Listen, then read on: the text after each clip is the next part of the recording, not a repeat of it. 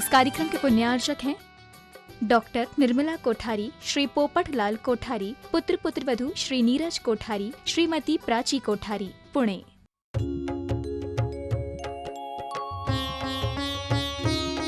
शंका समाधान। बोलिए देवाधिदेव 1008 मूल नायक श्री मुनि सुरवतनाथ भगवान की जय जय जय। बोलिए प्रातः स्मरणीय संत शिरोमणि परम पूज्य 108 आचार्य गुरुवर विद्यासागर जी महामुनिराज की जय जय जय। बोलिए गुणायतन प्रणेता, शंका समाधान प्रवर्तक, भावना योग प्रवर्तक, प्रखर वक्ता परम पूज्य 108 मुनिवर्षी प्रमाण सागर जी मुनिराज की जय जय जय।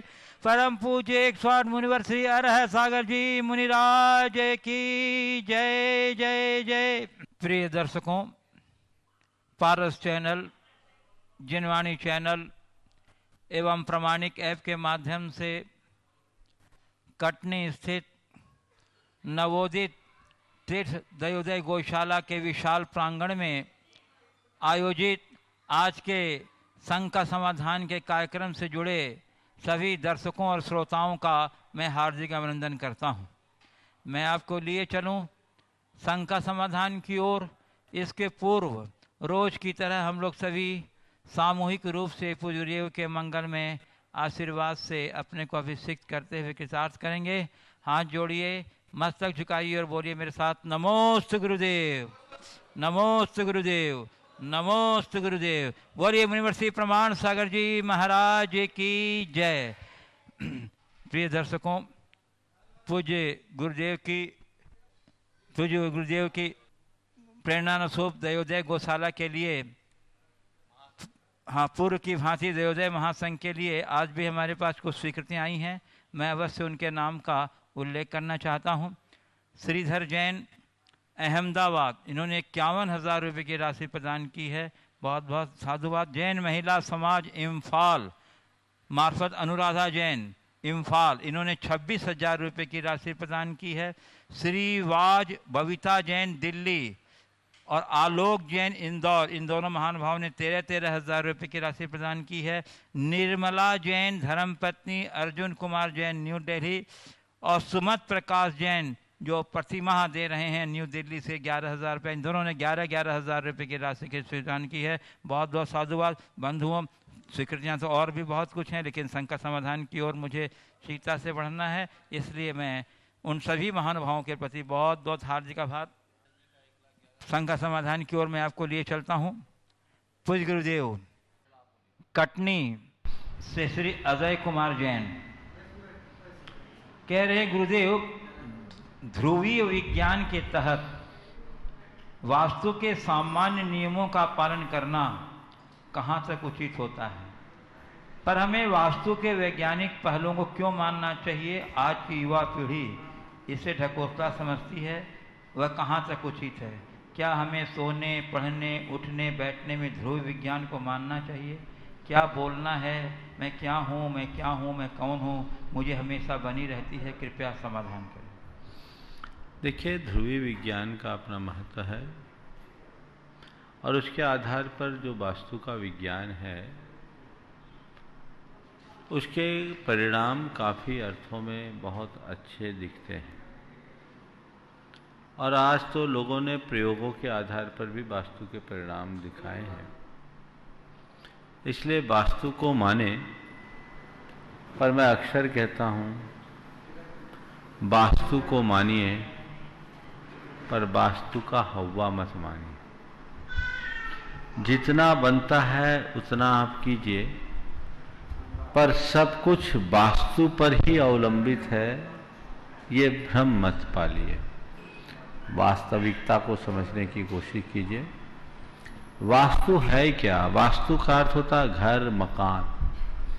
उसके निर्माण के साथ जुड़े हुए विज्ञान का नाम ही वास्तु विज्ञान है। और हमारे प्राचीन शास्त्रों में एक ऐसी व्यवस्था रही जिससे हमारे तन मन पर उसका प्रभाव होता है। आज भी उसकी बहुत सारे लोगों ने बहुत वैज्ञानिक तरीके से व्याख्या की है और उसके परिणाम आ रहे हैं। अब जिन्हें विश्वास नहीं है, जिन्हें ढकोसला आ गया, उनके लिए हम क्या कहें। लेकिन अब तो कई ऐसे यंत्र भी आ गए हैं जो एनर्जी को मापते हैं, एनर्जी को स्कैन करते हैं और वास्तु का ट्रीटमेंट करने के बाद उसके परिणाम भी दर्शाते हैं। इसलिए इस संदर्भ में वास्तु को नकारना बहुत अच्छी बात नहीं है। वास्तु को ही सब कुछ मानना भी ठीक बात नहीं और वास्तु को पूरी तरह नकार देना भी अच्छी बात नहीं। पूज्य गुरुदेव, अलवर राजस्थान से समीक्षा जैन पूछ रहे हैं, गुरुदेव कह रहे हैं कि क्या यह जरूरी है कि भगवान की शरण में जाने के लिए सन्यासी जीवन जीना पड़े? अगर हम परिवार के साथ रहकर भगवान की जटिल से जटिल तपस्या करना चाहें तो किस प्रकार से कर सकते हैं ताकि हम भगवान की शरण में रह सकें? भगवान की शरण में जाने के लिए सन्यासी जीवन जीना जरूरी नहीं है, लेकिन जो भगवान की शरण में जाता है वो सन्यासी हो ही जाता है। जब भगवान की शरण में पूरी तरह चले जाओगे तो फिर और कोई शरण दिखेगा ही नहीं, किसी के प्रति रुचि और आश नहीं है। तो ऐसा व्यक्ति जो भगवान की शरण में चला जाता है वो एक प्रकार से सन्यासी ही हो जाता है। वस्तुतः दुनियादारी हमारे चित्त को प्रभावित करती है। कबीर ने बहुत अच्छी बात लिखी, जब तक नाता जगत का तब तक भक्ति न होए, नाता तोड़े हरि भजे भक्त कहाए सो। वस्तुतः सन्यासी होना महत्वपूर्ण नहीं है, गोरख धंधे से मुक्त होना महत्वपूर्ण है। अगर गोरख धंधे में उलझे रहेंगे तो भगवान के लिए हमें अवसर ही नहीं मिलेगा, याद ही नहीं कर पाएंगे। तो वहां तक पहुंचने के लिए हमें दुनियादारी से अपने आप को मुक्त करना है। भगवान की शरण में वे ही जा पाते हैं या भगवान की कृपा उन्हें ही मिलती है जो पूरी तरह भगवान के हो जाते हैं। जिनका चित्त बटा हुआ है वो चाहे सन्यासी भी क्यों ना हो, वो अपनी भगवत्ता का अनुभव नहीं कर पाएगा। आवश्यकता है चित्त की स्थिरता का, चित्त के समर्पण की। पूज्य गुरुदेव, नागौर राजस्थान से प्रेमबाई जैन कह रही हैं, गुरुदेव मंदिर की टंकी में थोड़ा सा पानी बचा तो उसे जमीन पर डाल दिया गया और हमने पूरी साल जो छाना पानी उसकी बिलछनी उसमें डाली थी, तो आज जब उसे खाली कर दिया गया तो हमें पूरी साल पानी छानने का पुण्य लगा या पाप? देखिए, नागौर, लाडनू, सुजानगढ़, ये पूरा बेल्ट है। उस इलाके में लोग पूरे साल बारिश के पानी पर निर्भर रहते हैं, बारिश का पानी पीते हैं और वर्षा के जल को अमृत कहा गया है। वो प्राशुक है, 50-50 वर्ष तक भी वो जल खराब नहीं होता, इसलिए वो अचित्त जल है, वो डिस्टिल वाटर है। उसमें विकृति ना आना इस बात का प्रमाण है। इसलिए उसमें जो जीवानी किया जाता है वह केवल अपने श्रावकाचार्य की क्रिया की औपचारिकता है, वो पूर्णतः प्राशुक जल है। इसलिए वर्षा के जल के जीवानी की जो बात है, जीवानी करिए, पर आपने जीवानी करके उसमें डाला, पानी बहा दिया, तो अब आप इसका विकल्प मत कीजिए, वो उनका काम है, वो अव्रतियों का काम है, उन्होंने कर लिया। पर जैसा मैंने कहा, जीवानी करो न करो उससे फर्क पड़ने वाला नहीं है। एक सलाह मैं देता हूं जो टंकी का, टाँके का पानी प्रयोग करते हैं, बल्कि करना चाहिए। आज के समय में शुद्ध जल का वही स्रोत है। आरओ का पानी तो भूल करके भी नहीं पीना चाहिए, आरओ का पानी तो शरीर के लिए जहर है। आप अपने घरों में बारिश के पानी की टंकी बना लीजिए और वो ओवरहेड भी बना सकते हैं, पानी खराब नहीं होता। हमने कुचामन में देखा, 50 साल पुरानी टंकी, बल्कि और 100 साल पुरानी टंकियां ओवरहेड बनी हुई है, कोई खराब नहीं होती। कुछ लोगों ने पिछले 4-5 सालों से सिंटेक्स की ट्रिपल लेयर वाली टंकियां अपने घरों के छतों में लगा रखी है, वो पानी खराब नहीं होता। सबसे उत्तम है कि आप अपने घर में ऊपर टंकी बना लीजिए, या अगर दूध वाली टंकी मिल जाए इंसुलेटेड, तो वो तो आपके पानी को एकदम जैसा बारिश का वैसा ही रखेगा। ये टंकी अपने घरों में रखना चाहिए। यही जल सबसे उत्तम जल है, इसका पान करना चाहिए। और उसको छानने के लिए क्या करें, घर में एक जार रखे सकरे मुंह वाला, बिन छानी उसमें कुप्पी से डालते जाइए, और जब वो 5, 7, 10 लीटर हो जाए तो फिर उसको छानिए, और उसका बहुल अंश आप ऊपरी काम में वापर लीजिए। थोड़ा पानी उसमें रखिए, 1-2 लीटर पानी उसमें स्टोर करिए। 10 लीटर हुआ, 1-2 लीटर छोड़ के बाकी बचा लीजिए। उसी में आप अपनी जीवानी डालते जाइए, और जिस दिन बारिश हो उसको बहा दीजिए, हिसाब बराबर हो जाएगा। तो आपकी क्रिया भी पल जाएगी और किसी प्रकार का विकल्प नहीं होगा। बारिश का पानी, चूंकि अभी नई बारिश आने वाली है, इसलिए वहाँ मंदिर में टंकी खाली किया होगा, उसको लोग साफ करते हैं, व्यवस्था करते हैं। तो एक अच्छा विकल्प है। कल्याण कारक में वर्षा के जल को अमृत कहा है। हमारे शास्त्रों में बरसात के जल को प्राशुक निरूपित किया गया है, इसलिए इसका प्रयोग होना चाहिए, घर घर में होना चाहिए। अशोक जी पाटनी ने तो अपने घर में 1 लाख लीटर क्षमता वाला टैंक बनाया, और उनके घर में केवल यही पानी प्रयोग होता है पीने में, और उसमें मिनरल नहीं है। आपको मिनरल चाहिए तो एक चूना का पत्थर डाल दीजिए, कैल्शियम की पूर्ति हो जाएगी। और बाकी आज जो पानी आप सब पी रहे हैं वो बहुत भारी है, आर्सेनिक है, नुकसानदेह है, और आरओ का पानी तो एकदम ही नहीं पीना चाहिए। सारे विश्व के चिकित्सक बोलते हैं, डॉक्टर PN जैन जो कैंसर के विशेषज्ञ हैं, उन्होंने मेरे पास एक क्लिप भिजवाई थी। उस क्लिप में विश्व के बड़े बड़े विशेषज्ञों की ये राय थी कि आप आरओ का पानी मत पीजिए, ये आपकी क्षमताओं को कमजोर करता है, उसकी सारी जो गुणकारी तत्व है उससे नष्ट हो जाते हैं। तो ये बारिश का जल एक अच्छा विकल्प है, और उसका प्रयोग लोगों को अधिक से अधिक करना चाहिए। पूज्य गुरुदेव, राजस्थान से, जगह का नाम नहीं लिखा है, सौरभ जैन पूछ रहे हैं, गुरुदेव जैसे मनुष्य पेट भरने के लिए भोजन बनाने में जो आरंभ समारंभ हिंसा करता है, तो उस पाप का जिम्मेदार वह स्वयं है। तो मुनिवर, क्या मुनियों के लिए आहार बनाने में भी समारंभ हिंसा का पाप लगेगा? देखिए, मुनियों के लिए समरम समारंभ आरंभ जो भी आप कर रहे हैं, बना रहे, क्रिया तो वही है, पर आपका उद्देश्य दूसरा है, इसलिए उद्देश्य के अनुरूप कर्म बनता। आपका उद्देश्य दान का है, तो दान के पवित्र उद्देश्य से की जाने वाली क्रिया में होने वाली हिंसा भी पुण्य का कारण बन जाती है। रूटीन में आप भोजन कराएंगे तो उद्देश्य भोग का है, भोग में पाप है, दान में पुण्य। इसलिए हर गृहस्थ जब ऐसा मौका आता है तो दान आदि कर्मों के लिए सदैव उत्साहित बना रहता है। तो ऐसा उत्साहित बनकर रहना चाहिए।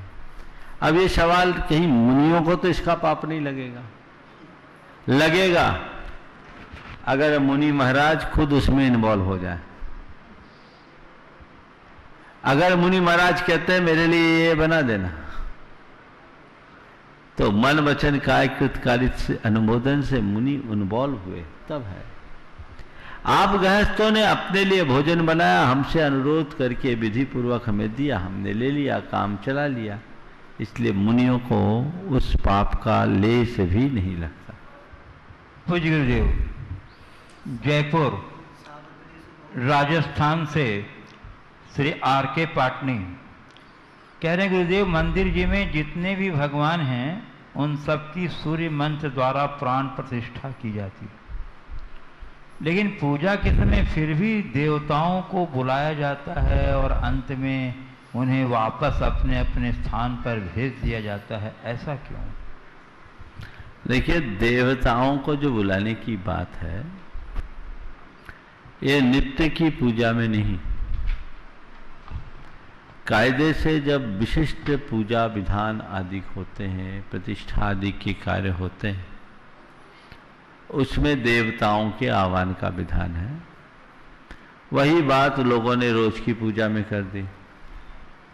रोज की पूजा में देवताओं को बुलाने की कोई जरूरत नहीं। बड़े मांगलिक अनुष्ठानों में देवताओं को बुलाया जाता है। किस लिए बुलाया जाता है?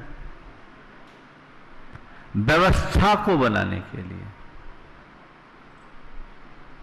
बड़ा धार्मिक अनुष्ठान है, कहीं कोई उपद्रव उत्पात करने वाले तत्व ना आ जाए तो उनकी नियुक्ति की जाती है। ऐसा कहा जाता है देवताओं में भी जो दुष्ट स्वभाव के देवता होते हैं, जो धर्म विमुख होते हैं, विधर्मी तरह के होते हैं, वो कुछ विशेष दुष्चक्र कर देते हैं। बड़े अनुष्ठानों में उपद्रव कर सकते हैं।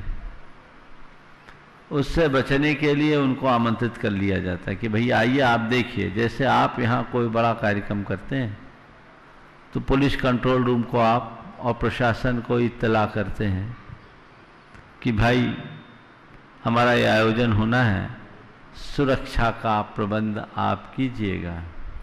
ये आपके स्तर का है।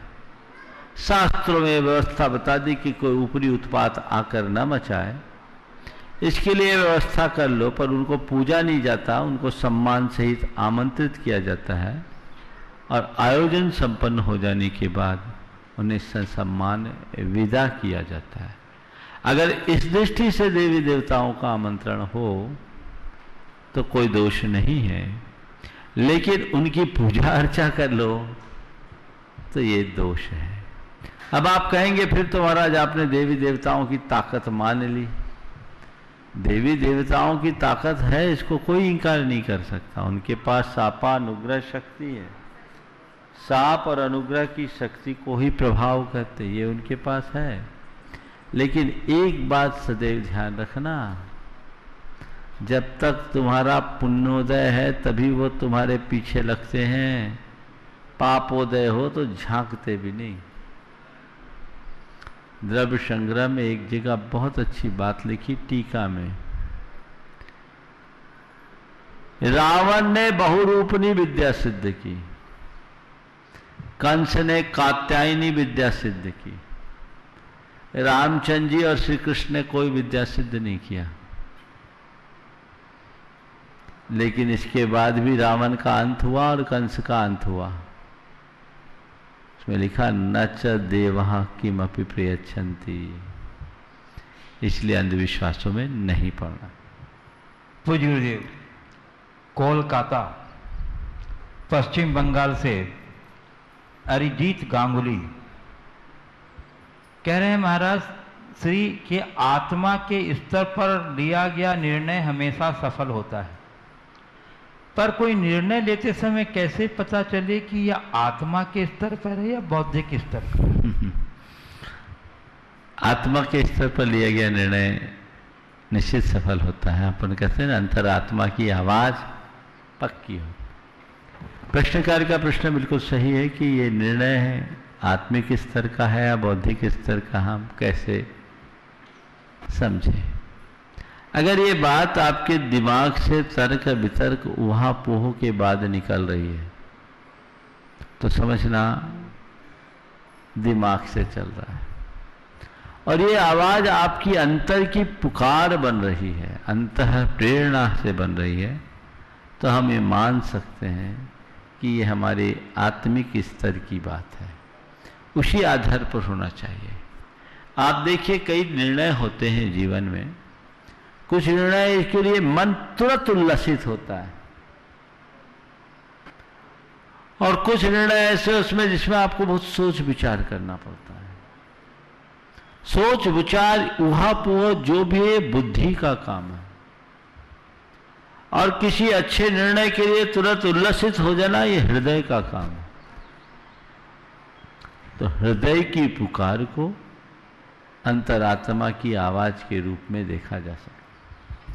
पूज्य गुरुदेव, कटनी मध्य प्रदेश से डॉक्टर विनय जैन पूछ रहे हैं गुरुदेव कि कार्मिक पार्टिकल किसे कहते हैं?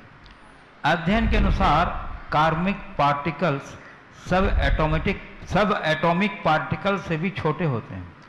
जब ये आत्मा की सतह से अटैच हो जाते हैं तब आत्मा उसी के अनुरूप कार्य करने लगती है। शोधकर्ताओं ने आत्मा का वजन लगभग 21 ग्राम बताया है। जब आत्मा का वजन है तो क्या आत्मा भी एक फिजिकल एंटिटी है? अगर हाँ, तो शरीर के किस हिस्से में आत्मा का निवास होता है? क्योंकि ब्रेन एंड हार्ट के स्ट्रक्चर में आत्मा कहीं उल्लेख नहीं मिलता है। कृपा करो। बहुत अच्छा सवाल किया है। कार्मिक पार्टिकल का मतलब क्या? जो एटॉमिक पार्टिकल है उससे भी बहुत सूक्ष्म। शास्त्र के अनुसार कर्म वर्गनाएं, वर्गना कहते हैं सजातीय परमाणुओं का समूह। आज विज्ञान जिसे परमाणु मानता है, जैन दर्शन के हिसाब से वो अनंत परमाणुओं का पुंज है। जैन दर्शन मान्य परमाणु उससे अनंत गुना सूक्ष्म है। ऐसे अनंत गुना सूक्ष्म परमाणुओं के समूह को हम कर्म वर्गना या कार्मिक पार्टिकल कहते हैं, और वो हमारी आत्मा से संश्लिष्ट हो जाती है, एक क्षेत्रावगाह संबंध हो जाता है, और वही कालांतर में हमारे अच्छे बुरे संस्कार बनते हैं, उनके निमित्त कर्म बनता है, जिसकी चर्चा 2 दिन पहले मैंने की थी। रहा सवाल आत्मा के वजन का, तो आपने जिस रिसर्च के आधार पर कहा है कि आत्मा का वजन 21 ग्राम होता है, मुझे नहीं मालूम आप किस आधार पर कह रहे हैं, पर दुनिया में अभी तक लोगों ने आत्मा के अस्तित्व को ही स्वीकार नहीं किया। हाँ, कुछ ऐसे प्रयोग जरूर हुए हैं जहां व्यक्ति के जीवन और मरण के बाद के वजन में अंतर दिखा। ये वजन किसका है? माइंड और हार्ट में इस तरह की कोई संरचना नहीं है, लेकिन माइंड और हार्ट का जो क्रिएटर है वो हमारा प्राण तत्व है, जिससे पहचानना विज्ञान के बस की बात नहीं है। और संसार में आत्मा सब प्राण है। प्राण में ऊर्जा है, क्योंकि प्राण भौतिक रूप भी होते हैं और चैतसिक रूप भी होते हैं। भौतिक प्राण को हमारे शास्त्रों में द्रव्यपान कहा है, और चैतसिक प्राण को भाव प्राण। किसी व्यक्ति की मृत्यु होती है तो मरणोपरांत उसके प्राण निकल जाते हैं, तो उनका वजन हो सकता है, लेकिन वो वजन भी वो नहीं है, क्योंकि हमारे कर्म पार्टिकल बहुत सूक्ष्म है। ये 21 ग्राम अगर वजन कह रहे हैं तो वो कार्मिक पार्टिकल का वजन नहीं है, वो भी आत्मा का वजन नहीं है। ये हमारे शरीर में उत्पन्न अन्य ऊर्जाओं का प्रभाव हो सकता है, क्योंकि एनर्जी के भी भार अब मापे जाने लगे हैं। तो हमारे शरीर में ऊर्जा होती है, एनर्जी होती है, प्राणों के विच्छेद से उस ऊर्जा का अभाव होता है, तो हो सकता है वो वजन उससे हो। हालांकि मुझे अभी इसकी पूरी जानकारी नहीं है कि किस शोध में ये बात कही गई है और किस आधार पर वो 21 ग्राम वजन नापे हैं। मैं इसे जरूर देखना चाहूँगा, लेकिन इतना जरूर कह सकता हूँ, कर्म का इतना वजन नहीं हो सकता, क्योंकि वो सूक्ष्म है। उसमें इस तरह की भार की गणना एक कल्पना है। हाँ, वो ऊर्जा का असर जरूर हो सकता है। पूज्य गुरुदेव, नरियावली मध्य प्रदेश से श्री शेषांश जैन हजारी पत्रकार कह रहे हैं, गुरुदेव आपने अपने प्रवचन में जब नरकों के दुखों का वर्णन किया, गुरुदेव वह सुनते सुनते मैं इतना डर गया कि मुझे प्रवचन बंद करना पड़ा। और भी परिवार के लोग बहुत विचलित हो गए। जो भी प्रवचन सुन रहे थे वो सब टीवी के सामने उठ कर चले गए। गुरुदेव आपके प्रवचन तो इस प्रकार थे कि व्यक्ति सन्यास तो छोड़ो, डर करके आत्महत्या कर दे। गुरुदेव हमारा परिवार तो इतना दान धर्म करता, फिर भी इतना डर क्यों लगा? कृपया शंकर समाधान करें। देखिए, डरना अच्छा भी है, पर इतना डर कि आत्महत्या को उतारू हो जाए, ये अच्छी बात नहीं है। ये बात सही है कि वो एक भावनात्मक यात्रा थी, और मेरा मकसद भी यही था कि कम से कम अंदर एक जागरूकता तो आए, जीवन की उस सच्चाई और वास्तविकता को हम समझने की कोशिश तो करें। यदि आप उसे उस तरीके से समझने की कोशिश करते तो डर के साथ आपके अंदर एक प्रेरणा जगती। डरने का क्या काम? डरना तो उसे चाहिए जो नरक का काम कर रहा है। आप धर्मी हो और नरक के काम कभी किए नहीं तो डरने का काम क्या? बल्कि एक प्रेरणा लेना चाहिए कि अब कभी भी ऐसा कितना भी दबाव हो, प्रलोभन हो, मैं उस तरफ झांकूंगा भी नहीं। तो ऐसे स्वभाव से देखना चाहिए था। डरना तो हमारे अंदर की दुर्बलता का एक उदाहरण है। तो डरने का कोई काम नहीं, प्रेरणा लीजिए। और संन्यास लेने की बात आत्महत्या की तरफ मुड़ गए। ये आत्महत्या करने के लिए नहीं बताया गया, आत्मा को जागरूक बनाने के लिए बताया गया। आत्म जागरूकता आनी चाहिए। और बहुत लोगों के अंदर ऐसा सकारात्मक परिवर्तन आता है, आया है। वो बदलाव होना चाहिए। जब तक जीवन के इस पक्ष पे हम विचार नहीं करते, तब तक जीवन में बदलाव घटित नहीं हो सकता। इसलिए इस तरह की बातों पर बार बार विचार होना चाहिए ताकि हम जीवन को सुधार सकें। पूज्य गुरुदेव, अजमेर राजस्थान से Gunayatan trustee doctor Veena SK. Patodi कह रहे हैं, गुरुदेव क्या सूतक पातक के दिनों में हम नेट का उपयोग करते हुए मोबाइल, लैपटॉप, आईपैड के माध्यम से जिनवाणी का पठन पाठन, स्वाध्याय, भाव पूजा, सामायिक प्रतिक्रमण, भावना योग आदि कर सकते हैं? यदि करते हैं तो कोई दोष लगेगा क्या? देखिए, जिनवानी है, चाहे वो डिजिटल मोड में हो या हार्ड कॉपी के रूप में हो। अगर उस पाठ को आप जिनवानी मानकर कर रहे हैं तो मेरी राय है आपको उसे नहीं छूना चाहिए। और उसे केवल एक गजेट मान के कर रहे हैं और जो डाटा है उसे एक डेटा मान के कर रहे हैं तो आपके ऊपर उसका असर भी नहीं पड़ेगा। मैं भक्तामर पढ़ रहा हूं, मैं कोई तत्वार सूत्र का पाठ कर रहा हूं, कोई ग्रंथ पढ़ रहा हूं, तो जिनवानी हो गई ना।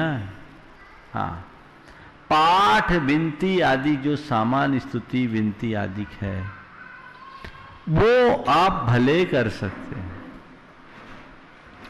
प्रवचन है दूसरों के द्वारा लगा करके सुन सकते हैं।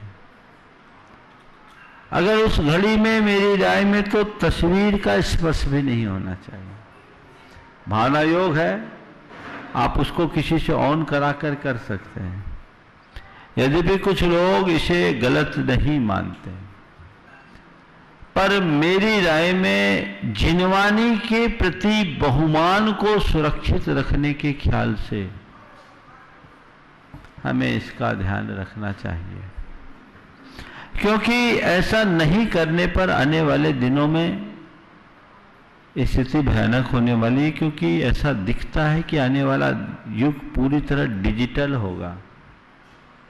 अभी किताब कापी तो छूटने वाले हैं, तो सब कुछ डिजिटलाइज हो गया, तो फिर तो लोग सूतक पातक गिनेंगे नहीं, मोबाइल पे ही स्वाध्याय करना शुरू कर देंगे। और फिर आप देखिए, जब इनमें रखते हैं तो मुंह में पान भी चबा रहे हैं, जिनवानी देख रहे हैं, भोजन कर रहे हैं तो भी देख रहे हैं, चाय पी रहे तो भी देख रहे हैं, तो उस जिनवानी का असर क्या होगा? इसलिए जब भी ऐसा प्रयोग करें, शुद्धता को ध्यान में रखकर करें। पूज्य गुरुदेव, सिंघाना जिला धार मध्य प्रदेश से श्री सुरेश गंगवाल कह रहे हैं, गुरुदेव आज हमारी शादी की सालगिरह है, आप श्री से आशीर्वाद की आकांक्षा के अभिलाषी हूँ। गुरुदेव, किसी ने हमें प्यार से फूल भेंट किए, लेकिन हमें कांटे चुभ गए। अब सामने वाला कहता है कि मैंने तो आपको फूल दिए थे और अब आपको दर्द हो रहा है, तो इसमें मैं क्या कर सकता हूँ? तो गुरुदेव, इसमें दोष किसका, फूल देने वाले का या फूल लेने वाले का? किसी ने फूल दिया, आपको कांटा चुभ गया, आप पूछ रहे इसमें दोष किसका, लेने वाले का या देने वाले का? मैं तो कहता हूं, अगर आपको किसी ने फूल दिया और उसमें कांटे चुभे, तो उसके प्रति आभार प्रकट करना, आभार प्रकट करना और कहना धन्यवाद, तुमने फूल दिए तो कांटे ही चुभे, नहीं तो मेरे लिए तलवार भी चुभ सकता था। गनीमत है, कांटा ही तो चुभा है, इसमें दोष तुम्हारा नहीं, पापोदय मेरा। लेकिन तुम्हारे फूल के कारण मेरा पाप हल्का हो गया, तुम्हारे चुभाए बिना मुझे कांटा चुभ रहा है, तो कुल मेरे गर्दन पर तलवार भी चला सकता था, मेरा जीवन ही सर्वनष्ट हो, पूरी तरह से जीवन का ही सर्वनाश हो सकता था। तो ये मेरे लिए अच्छाई है। इसलिए अगर दूसरा अच्छा करे और बुरा हो जाए तो उसे कभी दोषी मत मानो। हमारा धर्म तो ये कहता है कि दूसरा बुरा करे तो भी उसे बुरा मत मानो, उसे केवल निमित्त मानो। तो कई बार ऐसा होता है, इसे एक प्रतीक के रूप में ले, बहुत अच्छा सवाल है कि कई बार लोग हमारा अच्छा करना चाहते हैं पर अच्छा नहीं होता, उल्टा हो जाता है, और लोग उनके आशय और अभिप्राय को नजरअंदाज करके ऐसे लोगों के ऊपर आरोप जलना शुरू कर देते हैं। ऐसा नहीं होना चाहिए, उसे एक निमित्त मान करके चलना चाहिए। और इसी तरह कोई बुरा करे तो तुम्हारा बुरा हो कोई जरूरी नहीं है, और बुरा कर भी दे तो उसको लेकर क्षुब्ध होने की जगह उसे निमित्त मानना चाहिए। पूज्य गुरुदेव, श्री विजय विश्व कटनी मध्य प्रदेश से नमोस्तु पूर्वक कह रहे हैं, गुरुदेव कभी कभी धार्मिक आयोजनों में कोई बोली ऊंची राशियों में चली जाती है और कभी कभी वही बोली कम ही राशि में संपन्न हो जाती है। गुरुदेव, क्रिया तो एक ही है और राशि अलग अलग है, तो दोनों में पुण्य का बंध क्रिया के अनुरूप होगा या राशि के अनुरूप? तथा साथ ही कभी कभी एक क्रिया दो व्यक्ति अलग अलग संपन्न कर रहे हैं, परंतु एक कम राशि में और एक अधिक राशि में, तो ऐसी स्थिति में क्या बनता है? हाँ, कई लोग तो कहते हैं आज अपना भाग्य है, हमें कम में मिल गई क्रिया, वही कम में मिल गई, क्या कहते हैं हम सस्ते में निपट गए। देखिए, सबसे पहले बोली धर्म नहीं है, बोली एक माध्यम है। बोली को धर्म मत मानना, बोली धर्म करने का माध्यम है। कोई धार्मिक अनुष्ठान मुझे संपन्न करना, उसमें माध्यम बोली बना। एक ही अच्छे कार्य को 25 आदमी करना चाहते, कौन करे? बोली। अब उस बोली में माध्यम बना तो जितनी ऊंची बोली उतना अधिक दान। बोली दान का माध्यम बना ना, निमित्त तो अनुष्ठान बना, लेकिन दान का माध्यम बना। आपसे जितनी दान राशि दी गई, आपके खाते में उस अनुपात का पुण्य आएगा। और दान भी किस भाव से दिया गया। एक बात ध्यान रखना, दान की राशि से भी ज्यादा प्रभाव दान के साथ जुड़ी हुई भावना का होता है। एक व्यक्ति इस भाव से बोली ले रहा है, मेरी क्षमता नहीं है फिर भी मुझे इतना लगाना और इसमें मिल गया, 1000 रुपया दान में दिया है, पर वो उसकी पूरी जमा पूंजी है, तो करोड़ों के दान से ज्यादा पुण्य उसको प्राप्त हो सकता है। और कोई करोड़ों वाला है, बोली ले रहा है, धीरे धीरे धीरे धीरे जैसे ठंड में थर्मामीटर का पारा चढ़ता है वैसे चल रहा है। हर बार बोली में कह रहा इतने में छूट जाए तो अच्छा, फिर सोचता है चलो और इतने में छूट जाए तो अच्छा है, फिर सोचता है इतने में छूट जाए तो फिर सोचता, अब बनिया तो है। सोच के आया था कि एक व्यक्ति के साथ ऐसा हुआ, घर से निकला था लाख रुपए तक का, सोच कर 11,000 से बोली शुरू हुई, कोई दूसरा कॉम्पिटिटर था नहीं, 21,000 में उसको मिल गया और 21,000 में ले लिया। उसने मुझसे कहा महाराज देखो अच्छी सोच कैसे हो, आज घाटा हो गया। सोच देखिए, ऐसे लोग बहुत बिरले होते हैं। लाख रुपया का सोच के आया था, 21,000 में बोली टूट गई, उसने कर लिया, वहां कुछ नहीं बोला। उसके बाद मेरे कक्ष में आके मुझसे कहता महाराज आज घाटा हो गया। बोले क्या हो गया?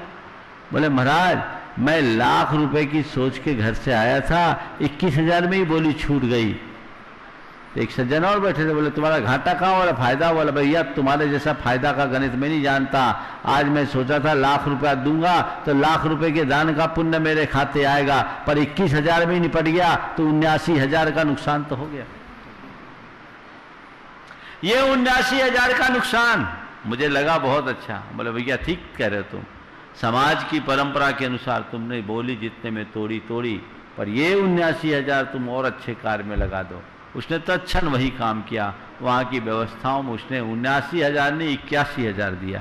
बोले ये और लो, बोली अलग और ये बोली अलग। तो सोच अच्छी रखो, जब भी बोली आदि की बात आए, जो घर से सोच के आओ और जो अपनी व्यवस्था है उतनी सीधे सीधे बोल दो, टाइम कम लगाओ और डन करो। और कभी कम कभी ज़्यादा, ये अपना अपना भाग्य है, बाजार है, जिसको जितने में मिल जाए उसके अनुरूप है। तो जैसी बात है कि बड़ी बोली लेंगे, ज्यादा बोली में लेंगे तो ज्यादा पुण्य होगा, कम बोली में लेंगे तो कम पुण्य होगा। मुझे नहीं मालूम, पर ज्यादा बोली लोगे तो तुम चर्चित ज्यादा होगे, कम बोली में तुम्हें कम लोग जानेंगे। दान के साथ नाम भी होता है, भावना प्रमुख होती है और उसी अनुरूप अपना कार्य करना चाहिए। कई कई लोग ऐसे भी हैं जिनने बोलियां ली। बुंदेलखंड में तो ये बहुत अच्छा साइन है, लोगों को प्रेरणा लेनी चाहिए। एक व्यक्ति का मन था सौधर्मिंद बनने का, माली हालत ज्यादा अच्छी नहीं थी। उसने मुझसे कहा महाराज मुझे सौधर्मिंद बनना है, एक बड़े शहर के पंचकल्याणक का। हम बोले कैसे बनोगे, तुम्हारे पास व्यवस्था कैसे है? सन 2009 की बात बता रहा हूं। बोले महाराज एक प्लाट पड़ा 80 लाख का, बेच दूंगा। 80 लाख का प्लाट पड़ा है, बेच दूंगा, लेकिन सौधर्मिंद तो मैं बनूंगा। ऐसा व्यक्ति अगर कोई करोड़ों की बोली लेकर के भी वो अवसर प्राप्त करे, उससे ज्यादा पुण्य कमाएगा, क्योंकि इसकी भावना प्रबल, और वो बन भी गया। तो ये सोच अपने अंदर बढ़ानी चाहिए और उसी अनुरूप बोली बोलनी चाहिए। पूज्य गुरुदेव, कटनी मध्य प्रदेश से श्रीमती सरोज रानी मालगुजार नमोस्तु पूर्वक पूछ रही हैं गुरुदेव, एक जगह मैंने पढ़ा था कि किसान अपनी आजीविका के लिए गोधाम रखता है। और बनिया अपने आजीविका के लिए गोदाम रखता है। गुरुवर दोनों अपनी अपनी आजीविका के लिए एक दूसरे पर निर्भर करते हैं या स्वतंत्र हैं, और दोनों में श्रेष्ठ कौन है? अब कौन श्रेष्ठ इस चक्कर में मत करो, पर गुरुदेव का एक वाक्य कहता हूं, गोदान करो गोदाम भरेगा। गोदान करो गोदाम भरेगा। चलो। गुरुदेव श्री मुन्ना पहाड़िया, कोलकाता, पश्चिम बंगाल, जो गुरुदेव प्रतिवर्ष श्रावक संस्कार शिविर में अपने मधुर स्वर लहरी और भजनों से लोगों को आनंदित करते हैं, उन्होंने नमोस्तु पूर्वक एक प्रश्न रखा है। गुरुवर जी, यद्यपि आपने कई बार अपने प्रवचनों में कहा है कि मंदिर के मालियों को पर्याप्त वेतन देना चाहिए, मंदिर में चढ़ने वाले द्रव्य को वेतन के मद में नहीं रखना चाहिए, परंतु गुरुदेव अभी भी अधिकांश मंदिरों के मालियों को वेतन नाम मात्र का मिलता है, उसकी आजीविका पूरी तरह से मंदिर जी में चढ़ने वाले द्रव्य पर ही निर्भर है। गुरुदेव, अभी लॉकडाउन की अवधि में जितने दिन मंदिर बंद रहे और आगे भी पूर्व की तरह सामग्री नहीं चढ़ पाएगी, तो ऐसी स्थिति में उन मालियों की स्थिति बहुत दयनीय हो रही है। गुरुदेव कृपया आप लोगों को प्रेरणा देने की कृपा करें कि कम से कम अभी वर्तमान स्थिति के अनुरूप तो मालियों को वेतन दें, और यदि कोई स्थायी व्यवस्था हो जाए तो अति उत्तम हो। देखिए, बहुत गंभीर मुद्दा है और पिछले 4 वर्षों से मैं लगातार इस संदर्भ में बोल रहा हूं, पर उसके बाद भी पता नहीं हमारे समाज के लोगों को ये बात समझ में क्यों नहीं आ रही। पहले इस बात को समझिए कि मंदिर की द्रव्य सामग्री माली को देने का दुष्परिणाम क्या है। आप जो सामग्री मंदिर में चढ़ाते हैं, बाजार में वही सामग्री जाती है, लोग उसके साथ बिरयानी खाते हैं, अभक्ष्य चीजें खाते हैं। बताओ, अहिंसा के देवता के चरणों में चढ़ाई गई द्रव्य सामग्री के साथ कोई मांस मछली खाए, ये कितनी लज्जा की बात है और कितना बड़ा पाप है। अगर कदाचित वहां से बच भी गया तो चाट पकौड़ों में आपके पेट में आ जाता है। जितने भी बाजार में इडली डोसा वाले हैं वो सब वहीं बेचते। अगर मालियों से आप पूछोगे तो अंतरंग वो यही बताएगा, कहीं ना कहीं तो कंजूम होगा। इसलिए मैंने कहा था कि ये चीज ठीक नहीं है और शास्त्रीय दृष्टि से भी उचित नहीं है। अगर आप माली को पूजन की द्रव्य सामग्री के मूल्य पर रखते हैं तो आपने निर्माल्य का मूल्य आंक लिया। कायदे से माली को पगार देनी चाहिए और मंदिर की चढ़ी सारी सामग्री को पशु पक्षियों के लिए, अधीन दुखियों के लिए समर्पित कर देना चाहिए। कई मंदिरों में लोगों ने परिवर्तन किया, गौशालाओं में चावल आदि दिया, लौंग का काढ़ा पिला के गायों को खिलाया, और बादाम वगैरह चिटक वगैरह तो तोते ऐसे फोड़ फोड़ के खाते कि मत पूछो। उदयपुर में तो प्रतिदिन 500-700 हजार तोते आते हैं, प्रतीक्षा करते हैं, सारी सामग्री उनको देते हैं। मंदिर में वही चीज चढ़ाइए जो पशु पक्षी के काम में आए, उनको खिलाइए, गौशालाओं में दीजिए, यह आपका कर्तव्य है। और मालियों को अच्छी तनख्वाह दीजिए, जितनी उनकी सर्विस है उसके हिसाब से। देखिए, एक मंदिर में एक माली के परिवार के 3-3, 4-4 लोग रहते हैं। ये कर्तव्य ट्रस्ट का है, समितियों का है, पंचायतों का है, क्योंकि पहले दोष के भागी वो होंगे। और इसके साथ साथ जो पूजा अर्चा करते हैं उनका भी है, क्योंकि आपके द्वारा चढ़ाई गई सामग्री उधर जा रही है। इसलिए होना ये चाहिए कि कमेटियों को उनको देना चाहिए। और इसके लिए अगर व्यवहार लगता है तो जो रोज पूजा करके पुण्य कमाते हैं 1000-500 रुपए की किस्त बांट लेनी चाहिए। अगर 50 आदमी पूजा करते हैं, अगर 500-500 रुपया भी महीने में देते हैं तो 25,000 हो जाता है। एक माली का पूरा परिवार 3-4 आदमी अगर उसके लगते हैं, 15-20 हजार तो तनख्वाह उसकी होनी ही चाहिए जिससे उसका पेट भरे। ये करना चाहिए। और अभी चूंकि मंदिर में द्रव्य चढ़ ही नहीं रहा है, न के बराबर चल रहा है, तो आप लोगों को इसकी पहल करनी चाहिए, हर व्यक्ति को देखना चाहिए। मैं देखता हूँ अहिंसक जैन समाज हमारे माली के साथ तो चूंकि द्रव्य मिल जाता है, माला माल हो जाता, पुजारियों का बहुत शोषण करती, 500, 700, 1000 रुपए के तनखे में उसको रखते हैं। अरे वो तुम्हारा साधर्मी है, कर्म का मारा है कि भगवान की पूजा के एवज में उसको लेना पड़ रहा है। उसको वृत्ति लाभ देना चाहिए, तनख्वाह के रूप में नहीं।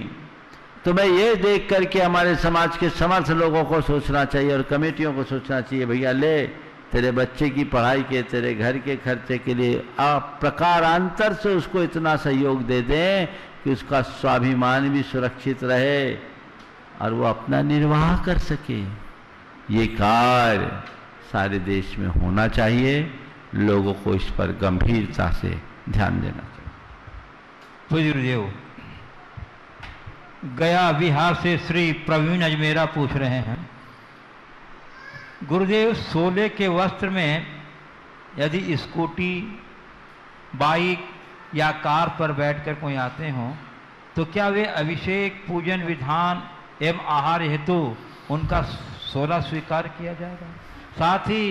साथ में यदि सोला की बनी सामग्री भी लाते हों तो यह कहाँ तक उचित है? बिल्कुल गलत है, ऐसा नहीं होना चाहिए। अगर घर से दूर है मंदिर या धर्मस्थल तो आपको चाहिए कि आप अपने कपड़े अलग से ले आए, वहाँ आकर उसे बदले और तब प्रयोग करें। अगर ऐसा कहीं भी करते हैं तो सदोष है, न मंदिर में होना चाहिए न साधुओं के साथ होना चाहिए। इस बात का ध्यान आप सबको रखना चाहिए। साधु का इसमें कोई दोष नहीं। आपने मन शुद्धि, वचन शुद्धि, काय शुद्धि बोल दी, हमने मान ली। अब आपने गड़बड़ किया तो आप भागीदार हो। क्यों नहीं ऐसा? क्योंकि आप जिस गाड़ी से आए हैं वो गाड़ी कितने जीवों को कुचलते हुए आई है। अब शुद्धि कहां? जहां हिंसा है वहां शुद्धि कहां?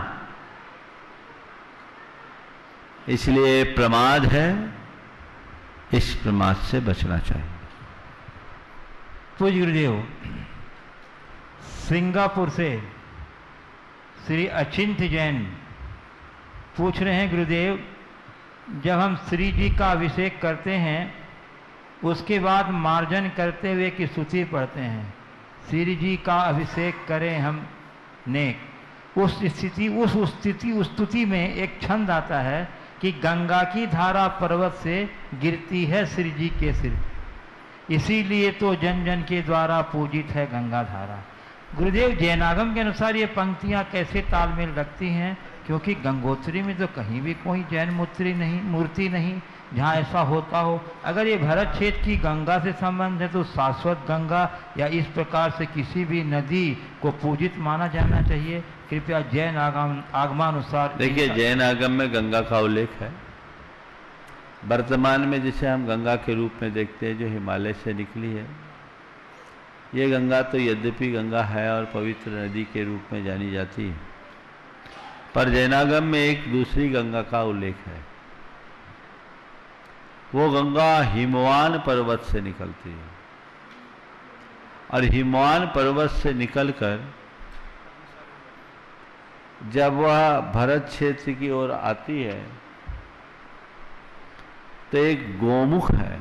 हिमवान पर्वत में पद्म तालाब है, पद्म तालाब से वो गंगा निकलती है और गोमुख के माध्यम से गंगा कुंड में गिरती है। उस गंगा कुंड में भगवान की अकृत्रिम प्रतिमा है। गंगा की धारा सीधे उस पर गिरती है और वो वहाँ प्रवाहित होती है, आगे बहती है। तो जो धारा गंगा भगवान पर गिरे वो गंधोदक की धारा बन गई। तो उस गंगा को गंधोदक की धारा बताई। ये गंगा यद्यपि उस रूप में नहीं है, पर हमें हर गंगा को पवित्र मानना चाहिए और उसमें अपवित्रता फैलाने का कृत्य नहीं करना चाहिए। जैन लोगों के यहाँ नदियों में स्नान का इसी वजह से निषेध है, क्योंकि उसमें हिंसा होगी। उसकी पवित्रता को बचाए रखना हमारा कर्तव्य है। आज जो जल प्रदूषण बढ़ रहा है उसकी तरफ हमें ध्यान देना जरूरी है। पूज्य गुरुदेव, कटनी से श्रीमती अंजू जैन कह रही हैं, गुरुदेव अक्सर एक प्रश्न मेरे मन में उठता है कि क्या संसार में जीव आत्मा की संख्या निश्चित है? क्योंकि आत्मा का जन्म या मरण नहीं होता है, जीव की पर्याय बदलती है। जैसा हमें ज्ञात है करोड़ों मुनि राजों को मोक्ष हो गया, तो क्या संसार में उतनी आत्मा की संख्या कमी हो गई? देखिए, निश्चित आत्माएं जो हैं जितनी हैं उतनी। अब आप पूछो कि कम और अधिक हो, तो कम अधिक होती है पर पता नहीं चलता, क्योंकि आत्माएं अनंत हैं और अनंत का गणित बड़ा विचित्र है। अनंत किसको बोलते हैं? जिसमें आय न हो और व्यय हो फिर भी ज्यों की तो बने रहे। आय न हो, आमदनी न हो, खर्चा हो फिर भी ज्यों का तो बना रहे, उसका नाम अनंत है। महाराज ये कौन सा गणित है? जैसे भविष्यकाल, भविष्यकाल से हर समय निकल करके वर्तमान से होते हुए भूत के गर्भ में जा रहा है। भविष्य में हर समय व्यय है कि नहीं है? पर भविष्य कभी बढ़ने वाला है क्या? एक समय भी भविष्य का बढ़ेगा क्या? नहीं बढ़ेगा ना। मैं आज आपसे पूछता हूं, आज भविष्य काल कितना है? अनंत। कल पूछूंगा तो क्या जवाब होगा? अनंत। परसों पूछूंगा तो भी आपका यही जवाब होगा, और आज से अनंत काल बाद पूछूं तो भी वो अनंत ही रहेगा, है ना। बस यही अनंत का गणित है। इसलिए जीव राशि जितनी है वो उतनी ही। पूज्य गुरुदेव, छपारा मध्य प्रदेश से श्रीमती शोभा जैन कह रही हैं, गुरुदेव मैं यह जानना चाहती हूं कि नारी स्वतंत्रता की परिभाषा क्या है? नारी स्वतंत्रता की परिभाषा है, नारी की स्वतंत्रता का मतलब यह है कि नारी को कमतर ना आंका जाए, नारी की योग्यता, क्षमता और प्रतिभा को निखरने दिया जाए, उसे किसी तरह से हीन या कमतर ना आंका जाए। लेकिन नारी स्वतंत्रता का मतलब ये नहीं कि नारियां नर बन जाए। नारीत्व को सुरक्षित रख करके ही नारी की स्वतंत्रता सार्थक होगी। स्वतंत्रता की आड़ में यदि नारीत्व खंडित होगा तो ये पूरी नारी जाति की अस्मिता के लिए संकट बन जाएगा। पूज्य गुरुदेव, गढ़ाकोटा मध्य प्रदेश से श्री अमन जैन चनौआ कहने, गुरुवर मेरी शंका यह है कि भाषाओं का अनुवाद हो सकता है, लेकिन भावनाओं का अनुवाद कैसे समझें? किसने बोला भावनाओं का अनुवाद? भावनाओं का अनुवाद नहीं होता, भावनाओं का प्रवाह होता है। बंधुओं, गुणायतन ट्रस्टी सवाई सिंघई उत्तम चंद जी जैन, अनुराग जी जैन, अनुज जी जैन, जिन्हें कोयला वाले कटने के रूप में हम जानते हैं, इन्होंने 1,11,000 रुपये की राशि ये नवोदित तीर्थ देवोदय गौशाला को प्रदान की है। हम आपकी उदारता का बहुत बहुत सम्मान करते हैं, साधुवाद देते हैं। और आज इनकी शादी की सालगिरह के शुभ प्रसंग में इन्होंने अपना यह दान राशि निकाला है। हम आपकी भावना का बहुत बहुत अनुमोदना और प्रशंसा करते हैं। और गुरुवर उत्तरा आगरा से अपूर्व जैन कह रहे हैं, गुरुदेव जैन की परिभाषा क्या है? जैन की परिभाषा, जो जिनका अनुयायी है उसको जैन बोलते हैं। जो जिनको अपना आदर्श मानता है वो जैन है। और जिन कौन है? जो अपनी बुराइयों, अपने दोषों, अपनी दुर्बलताओं को जीतता है वो जिन है। तो जो जीतने वालों के रास्ते पर चले वो जैन है। जो अपनी बुराइयों को दूर करने का संकल्प ले वो जैन है। और इस तरीके से हमें जैनत्व को अपना करके चलना चाहिए। ऐसे जैन शब्द की एक बहुत अच्छी व्याख्या है। जैन में 4 अक्षर है, JAIN। J for justice, A for affection, I for इंस्ट्राफेक्शन और N फॉर नॉन वायलेंस जिसके अंदर हो वो जैन है। ये जिसके भीतर होगा वो जैनत्व की कसौटी पर खरा उतरेगा। हमारे अंदर न्याय नीति होनी चाहिए, प्रेम होना चाहिए, हमारे अंदर आध्यात्मिकता होनी चाहिए और हमारे अंदर अहिंसा के प्रति अनुराग होना चाहिए। ये चारों बातें होंगी तो हम सच्चे अर्थों में जैन कहला सकेंगे। और जैन क्या, जिसके अंदर ये बातें होंगी वो एक आदर्श मनुष्य कहला सकेगा। सच्चे अर्थों में एक सच्चा जैन ही सच्चा इंसान बन सकता है।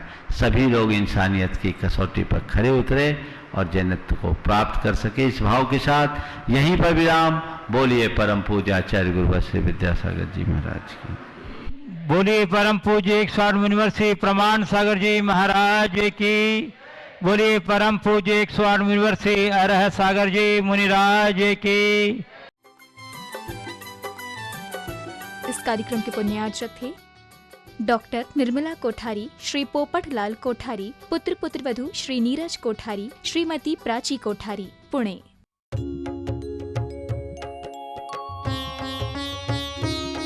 शक का समाधान।